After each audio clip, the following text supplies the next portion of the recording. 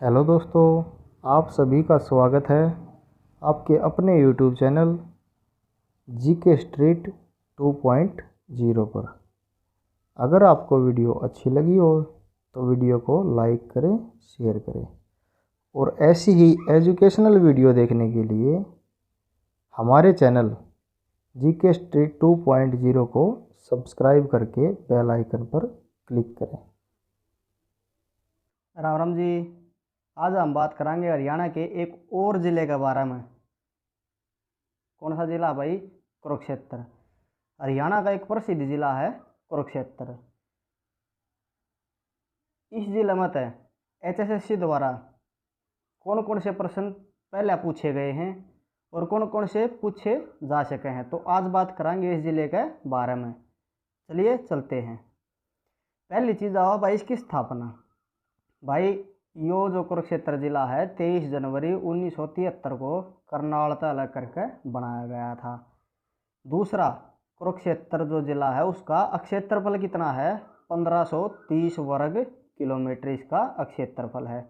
जब बात करा आप इसकी जनसंख्या की, तो भाई 9,94,231 जो है इसकी जनसंख्या है। फिर बात आवा भाई लिंगानुपात की। 889 व्यक्ति प्रति हजार जो है इसकी लिंगानुपात है भाई। साक्षरता में जब आप बात करा तो साक्षरता है लगभग 76% कुरुक्षेत्र की। ठीक है। उसके बाद बात आऊँ भाई प्रमुख नगर। भाई कुरुक्षेत्र में प्रमुख नगर कौन से हैं? थानेसर, लाडवा, पेतवा, शाहबाद और बबैन, ये इसके प्रमुख नगर हैं। उपमंडलों की जब आप बात करा तो भाई कुरुक्षेत्र में 3 उपमंडल हैं, थानेसर, पेवा और शाहबाद। फिर आओ भाई कुरुक्षेत्र की तहसीलों की बात। भाई तहसील भी 3 है, थानेसर, पेवा और शाहबाद। ठीक है, ये उपमंडल, ये तहसील। फिर बात आओ भाई उप तहसील की। 3 उप तहसील हैं, लाडवा, इस्माइलाबाद और बबैन। ठीक है। अगर बात करा खंडा की यानी ब्लॉकों की, तो भाई कुरुक्षेत्र में ब्लॉक्स हैं लाडवा, पेवा, शाहबाद, थानेसर, बबैल और इस्माइलाबाद। ठीक है, ये है इसमें खंड। उसके बाद बात आओ भाई कुरुक्षेत्र के नाम से संबंधित तथ्य। भाई कुरुक्षेत्र जिला का नाम कुरुक्षेत्र क्यों पड़ा, उस पर लोगों के अवधारणा है, उनके बारे में बात करेंगे। कुरुक्षेत्र का नाम कुरुक्षेत्र राजा कुरु के नाम पर पड़ा था। 6वीं सदी के आसपास कुरुक्षेत्र को श्रीकंठ जनपद कहा जाता था। यह नाम नागवंश के शासक ने इसको दिया था। इसका वर्णन बाण भट्ट की पुस्तक आरस चरित्र में भी मिला है। ठीक है, तो यह थी भाई कुरुक्षेत्र के जो नाम हैं उनसे संबंधित। भाई आईन अकबरी के अनुसार अगर हम बात करें तो इस जगह का प्राचीन नाम जो था वो थानेश्वर था। फिर हम अगर वामन पुराण के संबंधित इस तब बात करें तो भाई वामन पुराण के अनुसार कुरुक्षेत्र को पांडव वन, सूर्यवन और आदित्य वन व शांतिवन के नाम से भी जाना जाता है। महाभारत का प्रसिद्ध युद्ध लगभग 900 से 950 ईस्वी पूर्व इस क्षेत्र में लड़ा गया था और यह युद्ध लगभग 18 दिन चला था। भाई कुरुक्षेत्र में महाभारत का प्रसिद्ध युद्ध लड़ा गया था। कब लड़ा गया था? 900 से 950 ईस्वी पूर्व लड़ा गया था और लगभग 18 दिन तक ये युद्ध चला था। फिर हम बात करें भाई कुरुक्षेत्र के इतिहास के बारे में। भाई कुरुक्षेत्र का इतिहास क्या रहा है? भाई कुरुक्षेत्र महाभारत युद्ध एवं श्रीमद् भगवत गीता के जन्म स्थल के रूप में विशेष रूप से विख्यात है। इतिहास की अगर बात करें तो इस नगरी की गणना उन नगरों में की जाती है जिन्हें प्राचीन भारत में राजधानी होने का गौरव प्राप्त था। यह श्रीकंठ जनपद की राजधानी थी। शक्तिशाली वर्धन वंश का उदय यहीं हुआ था। इसमें 2 प्रतापी शासकों प्रभाकर वर्धन और हर्षवर्धन के इस समय यह नगर गौरव के उच्चतम शिखर को स्पर्श कर रहा था, लेकिन हर्षवर्धन को तत्कालीन राजनीतिक परिस्थितियों के कारण अपनी राजधानी कन्याकुमारी अर्थात कन्नौज बनानी पड़ी थी। स्थानेश्वर नगर का गौरवपूर्ण इतिहास हर्षचरित्र, चीनी यात्री ह्वेनसांग के वृत्तांत और मुस्लिम इतिहासकारों के वर्णन तथा ग्रंथों से हमें प्राप्त होता है। 7वीं शताब्दी में हर्षवर्धन ने थानेश्वर को अपनी राजधानी बनाया था। हर्षवर्धन के शासनकाल में चीनी यात्री अहिंसांग यहाँ पर आया था। उन्होंने अपनी पुस्तक CUC, ठीक है, CUC में थानेश्वर का वर्णन कराया था। अहिंसांग 635 से लेकर 644 ईस्वी तक थानेश्वर में ही रहा था। तो यह जो छोटी सी बात थी, यह थी भाई कुरुक्षेत्र के इतिहास के बारे में। फिर हम बात करें हैं भाई महत्वपूर्ण पर्यटक स्थल। भाई कुरुक्षेत्र में जो अत्यंत महत्वपूर्ण पर्यटन स्थल हैं उनके बारे में। तो पहला स्थल आओ भाई बोरसेंदा। यह जगह कुरुक्षेत्र से लगभग 13 किलोमीटर दूर और लगभग 8 एकड़ क्षेत्र में बनी मगरमच्छों की वाइल्ड लाइफ सेंचुरी है। ठीक है, बोरसेंदा कड़ा है कुरुक्षेत्र में। दूसरा फिराव है भाई ज्योतिसर पर्यटन स्थल। भाई ज्योतिसर सरोवर के नाम से भी जाना जावा है। यह पर्यटन स्थल कुरुक्षेत्र रेलवे स्टेशन से 8 किलोमीटर दूर पेवा मार्ग पर सरस्वती नदी के किनारे स्थित है। यहाँ एक सरोवर है जिसमें यात्रियों के स्नान करने के लिए नर्मदा नहर से निरंतर ताज़ा जल उपलब्ध रहता है। यहाँ एक वट वृक्ष है जिसके बारे में मान्यता है कि इसी वट वृक्ष के नीचे श्री कृष्ण ने अर्जुन को गीता का उपदेश दिया था। तो यार एक चीज़ याद रखियो, जब न्यू पूछ ले भाई श्री कृष्ण ने अर्जुन को गीता का उपदेश किस पेड़ के तले दिया था, तो वट वृक्ष के नीचे दिया था। और कड़े दिया था ज्योतिसर सरोवर के किनारे पे। उसके बाद आगे चला हम तथा अपना विराट रूप धारण करके दिखाया था। वट वृक्ष के नीचे जो चबूतरा है उसका निर्माण सन 1924 ईस्वी में महाराजा दरभंगा ने करवाया था तथा इसका पुनर्निर्माण कुरुक्षेत्र विकास बोर्ड के द्वारा कराया गया है। तो यह बात थी भाई ज्योतिसर सरोवर से संबंधित। फिर बात आवे है भाई अपनी महत्वपूर्ण पर्यटन स्थलों के बारे में चलेंगे। फिर बात आवे है भाई ब्रह्म सरोवर। ब्रह्म सरोवर के बारे में एक छोटी सी जानकारी और देवांगे, उसने और सुनियो भाई या पढ़ियो। यह तीर्थ कुरुक्षेत्र में थानेसर सिटी स्टेशन के समीप स्थित है। इसे कुरुक्षेत्र सरोवर भी कहते हैं। माना जाता है कि सरोवर को राजा कुरु ने खुदवाया था। अलबरूनी द्वारा लिखी गई किताब उल हिंद में ब्रह्म सरोवर का वर्णन है। हरियाणा में यह नहाने का सबसे बड़ा तालाब है। 1850 में इसे थानेश्वर के जिला न्यायाधीश लरकिन ने पुनः खुदवाया था। यहाँ पर महाभारत थीम बिल्डिंग भी बन रही है।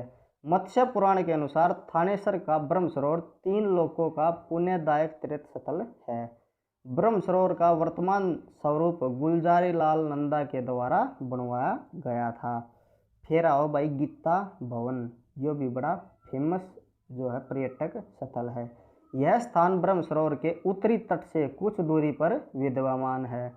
मध्य प्रदेश के राजा ने सन 1921 ईस्वी में इसकी स्थापना कुरुक्षेत्र पुस्तकालय के नाम से करी थी भाई, गीता भवन।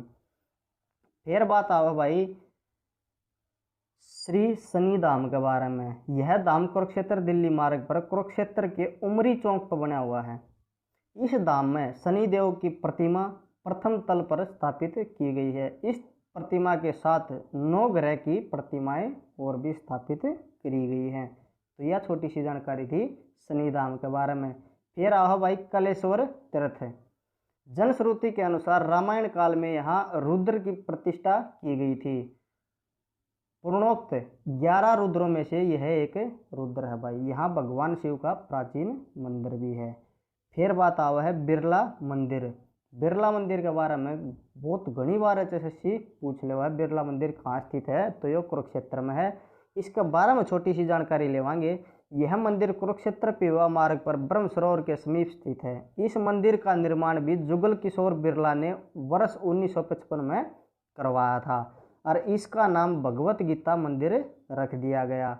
इस मंदिर की दीवारों पर गीता श्लोक लिखे गए हैं। जन्यू पूछ ले भाई किस मंदिर की दीवारों पर गीता श्लोक लिखे गए हैं, तो कौन सा मंदिर है?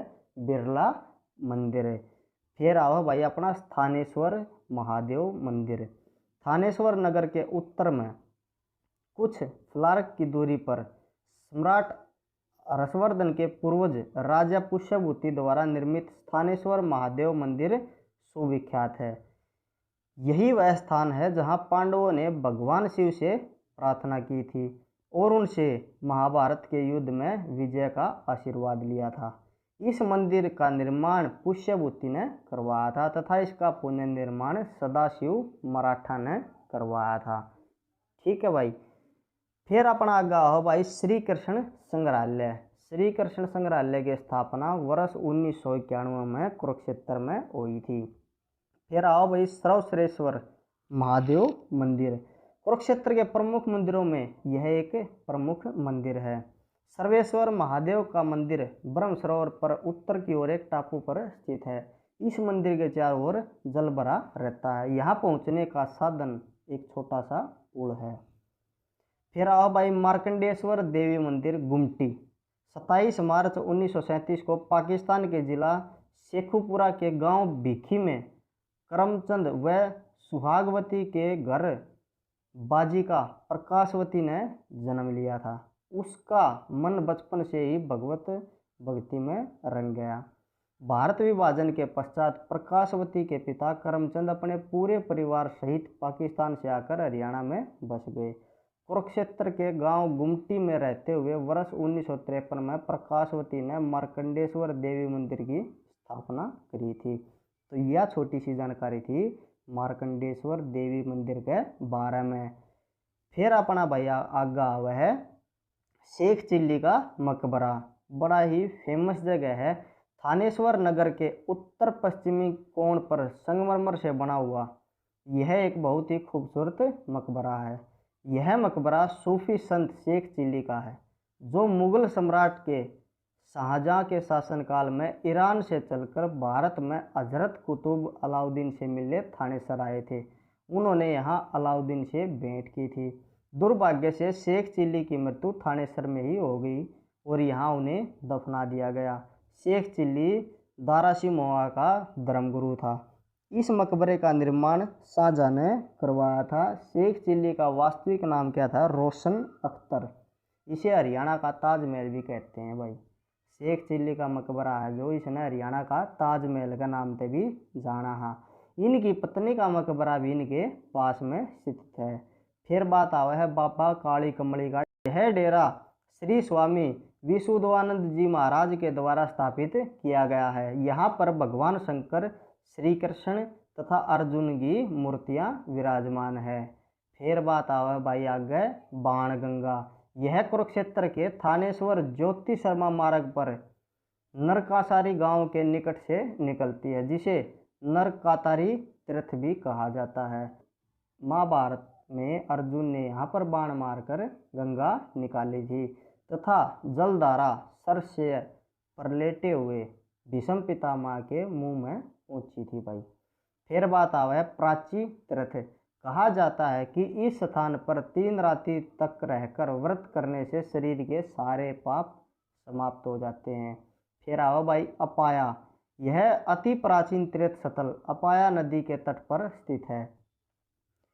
इस नदी में स्नान कर और महेश्वर की पूजा करने से मनुष्य परम गति को प्राप्त होता है। फिर आओ भाई देवी कूप मंदिर, जिसका दूसरा नाम है भद्रकाली मंदिर। यह मंदिर भद्रकाली या सती को समर्पित है तथा भद्रकाली मंदिर 52 शक्तिपीठों में से हरियाणा का एकमात्र शक्तिपीठ है।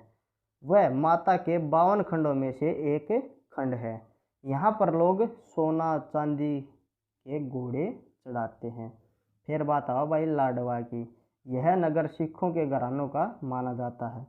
सिखों के प्रथम युद्ध के पश्चात ही अंग्रेजों ने इसे अपने अधिकार में ले लिया था। कुरुक्षेत्र जिले की यह सबसे अधिक प्राचीन नगरपालिका है, जिसकी स्थापना 1867 ईस्वी में करी गई थी। लाडवा का विद्रोह 1845 में हुआ था, जिसका नेतृत्व अजीत सिंह ने कराया था। उसके बाद बात आवा है भाई यहाँ पर इंदिरा गांधी नेशनल कॉलेज भी स्थापित है। इसकी स्थापना 1975 में करी गई थी। फिर बात आवा भाई हरियाणा की नहीं बल्कि एशिया की दूसरी सबसे बड़ी अनाज मंडी किस भाई कुरुक्षेत्र के लाडवा में है। और पहली अनाज मंडी की अगर विश्व में बात करा तो वो है चीन में। पिहोवा पेवा एक जगह का नाम है जो कि कुरुक्षेत्र में स्थित है भाई। ऐसा कहा जाता है कि राजा प्रभु ने अपने पिता वेणु का तर्पण यहीं किया था। यह जगह वर्तमान में पेवा के नाम से प्रसिद्ध है। फिर बात आओ भाई सचिन्हित तीर्थ। सचिन्हित तीर्थ यह श्री कृष्ण संग्रहालय के पास स्थित है। सचिन्हित सरोवर के बारे में मान्यता है कि यहाँ पर 7 सरस्वती नदियाँ मिलती हैं। सचिन्हित सरोवर को भगवान विष्णु का स्थायी निवासी भी माना जाता है। फिर आओ भाई कुबेर तीर्थ की बात। यहाँ कुबेर ने यज्ञों का आयोजन किया था तथा चैतन्य महाप्रभु की कुटिया भी यहीं पर विद्यमान है। उसके बाद बात आवा है भाई अपनी गौड़ीय मठ। यहाँ पर बंगाली साधु रहते हैं जो हरे कृष्णा नाम का कीर्तन करते हैं। यहाँ राधा कृष्ण की मूर्तियाँ मिलती हैं। फिर बात आवा है चंद्रकूप। महाभारत कालीन इस कूप का निर्माण युधिष्ठिर ने करवाया था। फिर आओ भाई कामोदा तीर्थ। कुरुक्षेत्र में स्थित इस वन का संबंध काम्यक वन से है। पांडवों ने इसी वन में निवास किया था। यहाँ कामेश्वर महादेव का ईंटों का मंदिर तथा मठ है। यहाँ ईंटों का छोटे से छोटा भंडार है जहाँ द्रौपदी ने पांडवों के लिए खाना बनाया था। फिर आओ बात भाई कमलनाथ तीर्थ। ऐसा माना जाता है कि सृष्टि की उत्पत्तिकर्ता ब्रह्मा जी इस स्थान पर प्रकट हुए थे। फिर आ जाए बात भाई वाल्मीकि आश्रम। इस स्थल पर बाबा लक्ष्मीगिरी महाराज ने जीवित समाधि ली थी। यह गिरी महाराज की समाधि है। मंदिर एवं वाल्मीकि का मंदिर भी है।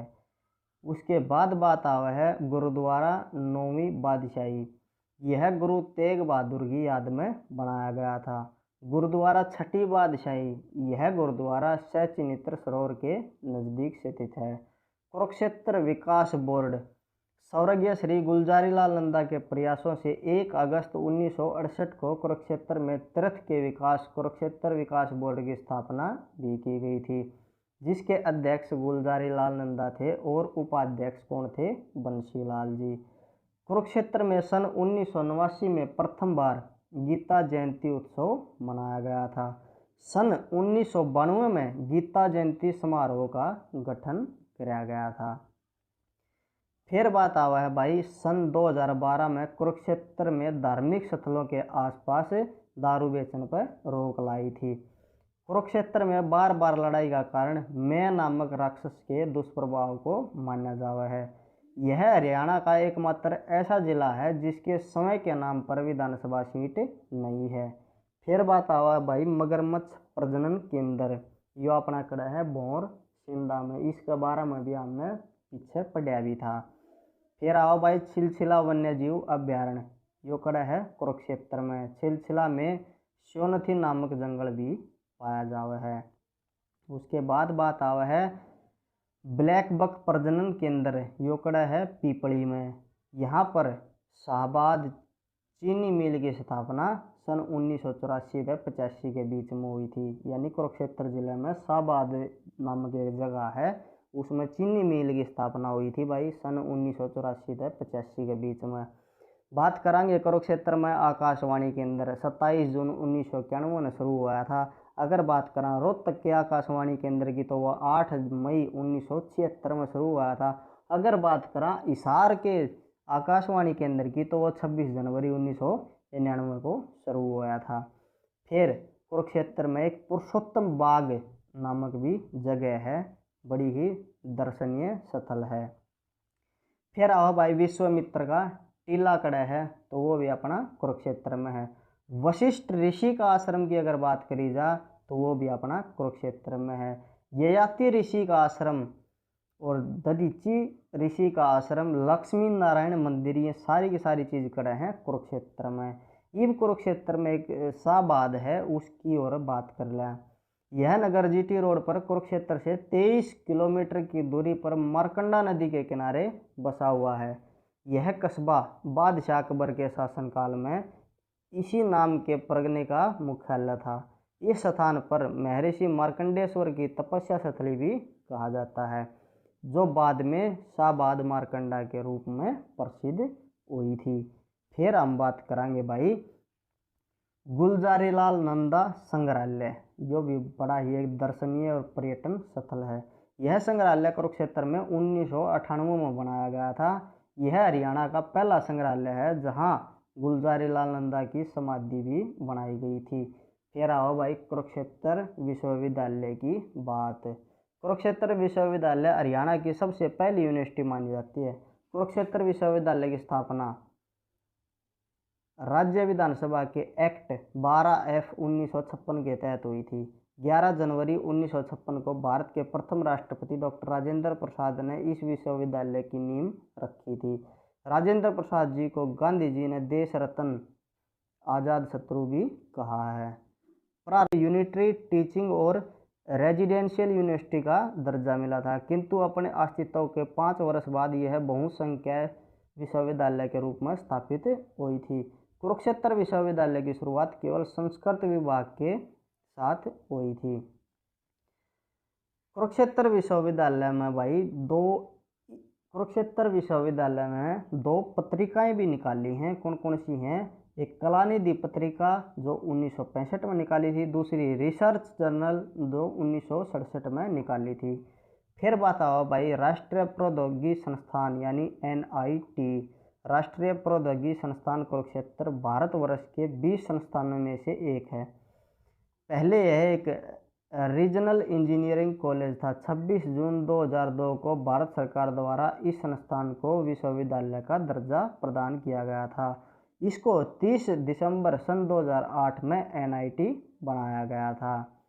उसके बाद बात आओ भाई महत्वपूर्ण इंजीनियरिंग कॉलेज। भाई कुरुक्षेत्र में कुछ ऐसे इंजीनियरिंग कॉलेज हैं जो कई बार HSSC द्वारा पूछ दिए जाए हैं। Geeta institute of management and technology, जो गांव कनीपला में है, इसकी स्थापना वर्ष 2007 में हुई थी। Kurukshetra institute of management and technology, जो गांव भोरसंदा में है, इसकी स्थापना 2007 में हुई थी। Shri Krishna institute of engineering and technology, इसकी स्थापना जो हुई थी भाई 1997 में। Technology education and research institute, इसकी स्थापना हुई थी 2007 में। कुरुक्षेत्र विश्वविद्यालय की स्थापना हुई थी 1956 में। तो ये थे भाई महत्वपूर्ण इंजीनियरिंग कॉलेज कुरुक्षेत्र के। फिर बात आओ भाई कुरुक्षेत्र में लगन वाले मेले की। तो पहला मेला जो लग गया भाई सूर्य ग्रहण का, दूसरा लग गया पेवा का मेला, तीसरा है मारकंडा का मेला, चौथा है सोमवती अमावस्या का मेला, पांचवा है देवी का मेला और छठा है महावीर जयंती का मेला। ये 6 के 6 मेले कुरुक्षेत्र में लागे जाए हैं। अगर कितने इनका जिक्र हो जाए या पूछ लिए जाए तो ये सारे के सारे कुरुक्षेत्र में लग गए हैं। फिर बात आओ भाई कुरुक्षेत्र में कुछ ऐसे प्रमुख व्यक्ति हैं, उनका भी कई HSSC जिक्र कर लिए है। तो पहली आओ है भाई अपनी महिला है एक ऋतु रानी। यह शाहबाद से संबंध रखा है और वर्ष 2012 से लेकर 16 तक भारत हॉकी टीम की कप्तान रही है। फिर बात आओ भाई Amandeep, steel man of India का नाम से जाना जाओ है।